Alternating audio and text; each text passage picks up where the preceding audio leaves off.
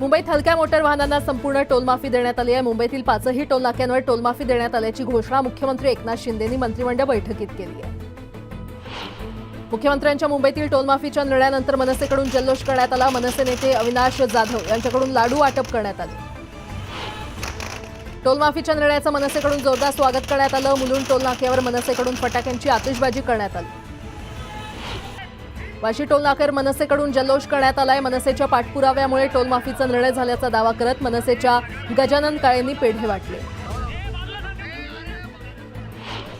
टोलमाफीवरून मनसे आणि शिवसेनेमध्ये शेवादाचं राजकारण पाहायला मिळालं। मुलुंड टोल नाक्यावर मनसेकडून पेढे वाटत फटाके फोडत शेय घेण्याचा प्रयत्न करण्यात आला, तर त्याच ठिकाणी शिवसैनिकांनी देखील जल्लोष करत घोषणाबाजी केली।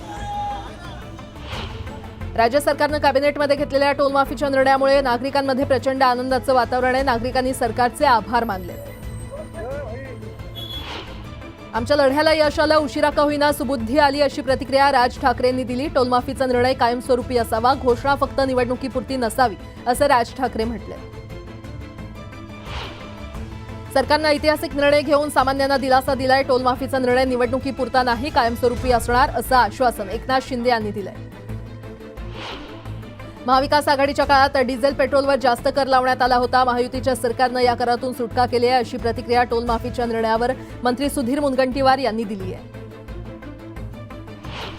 धारावी पुनर्विकास प्रकल्पाबाबत मंत्रिमंडळ बैठकीत मोठा निर्णय घेण्यात आला। प्रकल्पाला मुंबईतील आणखी 125 एकर जागा दिली जाणार आहे। देवनार डम्पिंग ग्राउंडची जागा देण्यात येणार आहे। कौशल्य विकास विद्यापीठाला उद्योगपती रतन टाटा यांचं नाव देण्यात येणार आहे। मंत्रिमंडळ बैठकीत हा निर्णय घेण्यात आल्याची माहिती मंगलप्रभात लोढा यांनी दिली आहे। राज्यातील 2 मोठ्या नदीजोड प्रकल्पांना मंत्रिमंडळ बैठकीत मंजुरी देण्यात आली आहे। दमणगंगा आणि गोदावरी नदीजोड प्रकल्पाला मंजुरी प्राप्त झाली आहे। मंत्रिमंडळ बैठकीत आगरी समाजाकरता महामंडळ स्थापन करण्याचा निर्णय घेण्यात आला आहे, तर राज्यात प्रधानमंत्री आवास योजना पुन्हा राबवण्यात येणार आहे। विधानसभा निवडणुकीच्या पार्श्वभूमीवर दिल्लीमध्ये भाजपची बैठक होणार आहे। फडणवीसांसह राज्यातील प्रमुख नेत्यांसोबत आज महत्त्वाची बैठक होणार आहे। उमेदवारांच्या पहिल्या यादीवर या बैठकीत चर्चेची शक्यता आहे। भाजप 150 ते 160 जागांवर निवडणूक लढण्याची शक्यता आहे। दिल्लीतील बैठकीनंतर नावांवर शिक्कामोर्तब होणार असल्याची माहिती वरिष्ठ सूत्रांनी दिली आहे। दिल्लीत राहुल गांधींनी काँग्रेसची महत्त्वपूर्ण बैठक बोलावली आहे। विधानसभा निवडणुकीच्या पार्श्वभूमीवर बैठकीचं आयोजन करण्यात आलं असून पटोले आणि पृथ्वीराज चव्हाणांसह इतर नेते उपस्थित असतील। कोकणात भाजपनं दीपक केसरकर यांच्या उमेदवारीला तीव्र विरोध केलाय। भाजपचे नेते राजन तेली यांनी केसरकर यांच्या विरोधात दंड थोपटलं असून आज पदाधिकाऱ्यांचा मेळावा घेऊन ते पुढची भूमिका जाहीर करणार आहेत।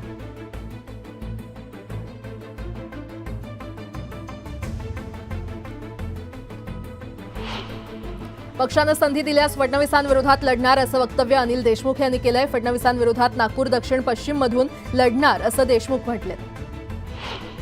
बीड विधानसभा मतदारसंघात शिवसेना शिंदे गटातील अंतर्गत गटबाजी चव्हाट्यावर आलेली आहे। पूर्वेश सरनाईक यांच्या स्वागतासाठी लावलेल्या बॅनरवर जिल्ह्यातील प्रमुख नेत्यांचे फोटो टाळल्यानं संघर्ष निर्माण झालाय।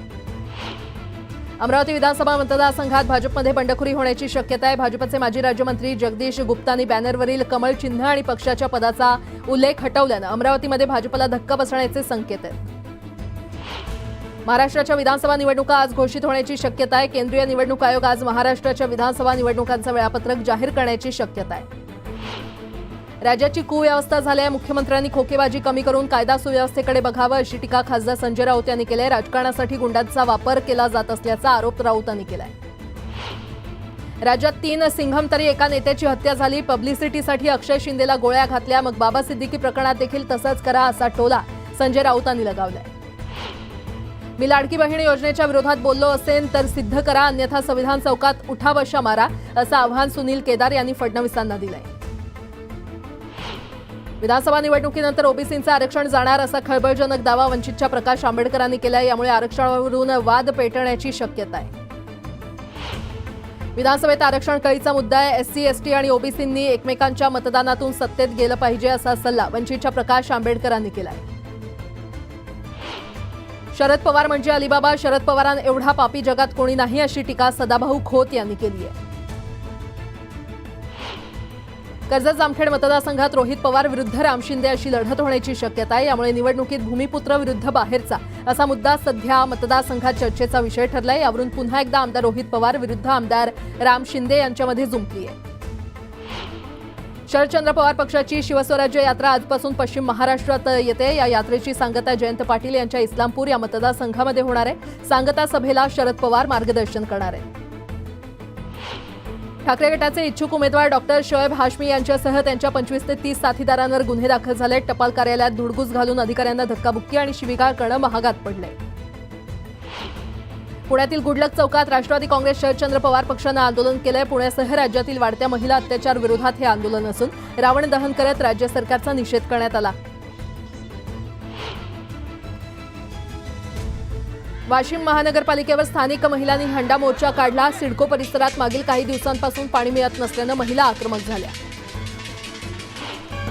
संभाजीनगरमध्ये धनगर समाज आक्रमक झालाय। शहरातील सिडको चौकात धनगर बांधवांकडून पुंगी आणि ढोल बजाव आंदोलन करण्यात आलं। धनगर समाजाचा एसटी प्रवर्गात समावेश करण्याची मागणी आंदोलकांनी केली। NMMTच्या बसेसमधून प्रवास करणाऱ्या महिलांना तिकीट दरात 50% सवलत देण्यात आली आहे। आजपासून या निर्णयाची अंमलबजावणी करण्यात आली आहे। गेल्या वर्षी धनाला प्रति हेक्टरी 20,000 रुपये बोनस दिला होता। त्यात यावर्षी वाढ करून 25,000 रुपये हेक्टरी बोनस दिला जाईल अशी ग्वाही उपमुख्यमंत्री फडणवीस यांनी दिली आहे। राज्यातील 54 लाख नोंदणीकृत बांधकाम कामगारांना दिवाळीपूर्वी 5,000 रुपये मिळणार आहेत। याबाबतचा निर्णय मंत्रिमंडळानं घेतलाय। मुख्यमंत्री माझी लाडकी बहीण योजनेचे पैसे महिलांच्या खात्यात यायला सुरुवात झाली आहे। आचारसंहिता लागण्यापूर्वी नोव्हेंबरचे पैसे देखील महिलांच्या खात्यात जमा होत आहेत। एसटी सध्या वाहन खरेदीवर भर देते। दिवाळीच्या मुहूर्तावर एसटीच्या ताफ्यात 12 मीटर लांबीच्या आणखी 100 ई-शिवाई गाड्या दाखल होणार आहेत। दिवाळीच्या हंगामात महाराष्ट्र राज्य मार्ग परिवहन महामंडळानं 1 महिन्याच्या कालावधीकरता प्रवास भाड्यात 10% वाढ केलेली आहे। वातानुकूलित शिवनेरी वगळता इतर सर्व प्रकारच्या बसेसकरता 25 ऑक्टोबरपासून दरवाढ लागू असेल। सरकारच्या सूर्यघर मोफत वीज योजनेतून घराच्या छतावर सौर ऊर्जा संच बसवण्याचा निर्णय घेणाऱ्या 1 कोटी कुटुंबांना मोफत वीज उपलब्ध होणार आहे। त्या संबंधित कुटुंबांना दरमहा 300 युनिट मोफत वीज उपलब्ध होणार आहे। आजपासून डॉक्टरांचा देशव्यापी बंद आहे। FIMAच्या बैठकीनंतर हा निर्णय घेण्यात आलाय। पश्चिम बंगालमध्ये डॉक्टरांच्या सुरू असलेल्या निषेधाच्या समर्थनार्थ बंद पुकारलाय। माझं पसंतीचं सिडकोचं घर या योजनेला नागरिकांचा भरघोस प्रतिसाद मिळतोय। या योजनेच्या पहिल्या 24 तासातच तब्बल 12,400 ऑनलाईन अर्ज प्राप्त झाले। बाबा सिद्दीकींची हत्या करणारा आरोपी धर्मराज अल्पवयीन नसल्याचं ऑसिफिकेशन टेस्ट नंतर स्पष्ट झालेलं आहे। धर्मराज अल्पवयीन असल्याचा दावा फोल ठरलाय। यूपीमध्ये राहणारा धर्मराज गौतमला शोधण्यासाठी मुंबई पोलिसांचं एक पथक रवाना झालंय। उज्जैन आणि ओंकारेश्वरमध्ये शोध सुरू आहे। पोलिसांना मिळालेल्या माहितीनुसार गौतम मोठा गुन्हेगार आहे। बोपदेव घाट सामूहिक बलात्कार प्रकरणातील आरोपीला न्यायालयानं 15 ऑक्टोबरपर्यंत पोलीस कोठडीत ठेवण्याचे आदेश दिलेत। अटकेत असलेल्या आरोपीची वैद्यकीय तपासणी तसंच DNA चाचणी करण्यात येणार आहे। पुन्हा एकदा मलकापूरला पावसाचा तडाखा बसलाय। रात्रभर झालेल्या पावसाचं पाणी अनेकांच्या घरात शिरल्यानं संसार उद्ध्वस्त झाले। 1 दिवसाच्या विश्रांतीनंतर चांदवड मनमाडसह नाशिकमध्ये जोरदार पाऊस बरसला। पावसानं नदी नाल्यांना पूर येऊन पिकांचं प्रचंड नुकसान झालंय। बुलढाण्यात पुन्हा एकदा पावसाचा जोर वाढला। नळगंगा प्रकल्पाचे 7 दरवाजे उघडले असून नदीकाठच्या नागरिकांना सतर्कतेचा इशारा देण्यात आलाय। अहिल्यानगर आणि नाशिक जिल्ह्यात मुबलक पाऊस पडल्यानं जायकवाडी प्रकल्प तुडुंब भरलाय। जायकवाडी प्रकल्पामुळे यंदा छत्रपती संभाजीनगर, जालना, बीड आणि परभणी जिल्ह्यातील सुमारे 2.5 लाख हेक्टर जमीन ओलिताखाली येणार आहे। जुन्नरमध्ये बिबट्याचा अलर्ट देणारी AI प्रणाली विकसित करण्यात आली आहे। मानवी वस्तींवर बिबट्यांच्या हल्ल्यांना आळा घालण्यासाठी ही प्रणाली तयार करण्यात आली असून लवकरच कार्यान्वित केली जाणार आहे।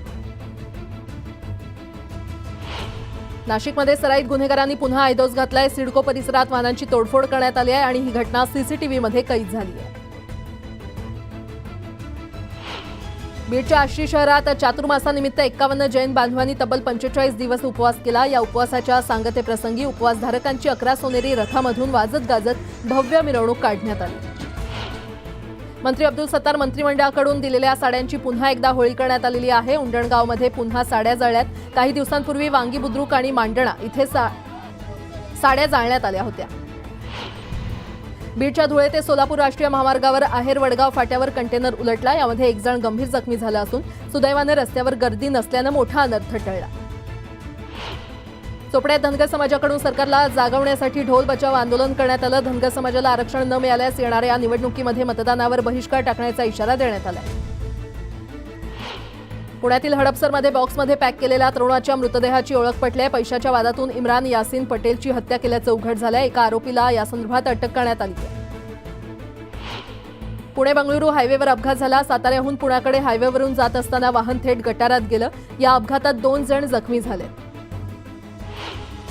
सोलापूर तुळजापूर महामार्ग 17 ऑक्टोबरपर्यंत वाहतुकीसाठी बंद ठेवण्यात येणार आहे. कोजागिरी पौर्णिमेनिमित्त येणाऱ्या भाविकांना अडथळा निर्माण होऊ नये म्हणून इथली वाहतूक बंद ठेवण्यात येण्यात आलेली आहे. गेल्या वर्षीच्या तुलनेमध्ये राज्यात जानेवारी ते ऑगस्ट दरम्यान रस्ते अपघातांमध्ये 2.5% वाढ झालेली आहे. मात्र मृत्यूच्या संख्येत 1.6% घट झाली आहे.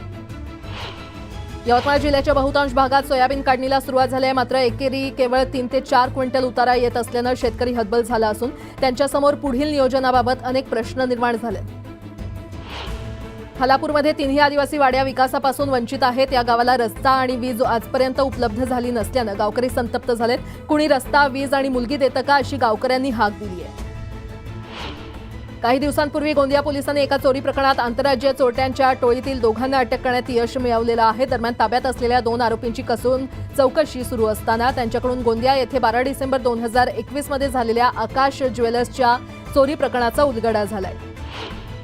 छत्रपती संभाजीनगरमध्ये नशेखोर तरुणांनी महिलेची छेड काढल्याप्रकरणी 2 गट आमनेसामने आले. यावेळी मोठा तणाव निर्माण होऊन 2 गटात दगडफेक आणि जोरदार हाणामारी झाली.